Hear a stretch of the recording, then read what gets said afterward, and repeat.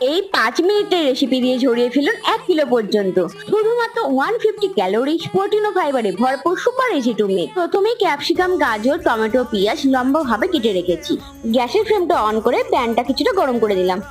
1 spoon refined oil, গোটা জিরে, আদা, কাঁচা লঙ্কা কুচিয়ে দিয়ে দিলাম। খানিকটা ভাজার পর পেঁয়াজ কুচিটা দিয়ে হালকা করে ভেজে নিলাম। এই সময় একটু নুন অ্যাড করব, যাতে তেলটাও কম লাগবে আর পেঁয়াজটাও সেদ্ধ হয়ে যাবে। বাকি সবজিগুলো দিয়ে গ্যাসের ফ্লেমটা মিডিয়াম রেখে ভালো করে ভাজতে থাকলাম। হলুদ গুঁড়ো, ভাজা জিরে গুঁড়ো, ধনে গুঁড়ো দিয়ে বেশ ভালো করে ভাজবো। সেদ্ধ করা কিছুটা সোয়াবিন দিয়ে দিলাম। সোয়াবিনে প্রচুর পরিমাণে প্রোটিন থাকে, তাই তোমরা সোয়াবিন বা মাশরুম অ্যাড করতে পারো। তার সাথে দিলাম পনির, সামান্য পরিমাণ নুন, গোলমরিচ গুঁড়ো, মটরশুঁটি দিয়ে বেশ খানিকক্ষণ ধরে নাড়তে থাকবো যতক্ষণ না সবজিগুলো সেদ্ধ না হয়। মাঝে মাঝে একটু জলের ছিটা দিতে পারো, এতে সবজিগুলো সেদ্ধ হয়ে যাবে।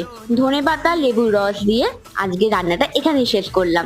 এইভাবে রেসিপিটা করে দেখো, ওয়েটও কমবে, খেতেও হয় দুর্দান্ত। ভালো লাগে সাবস্ক্রাইব করো। টাটা।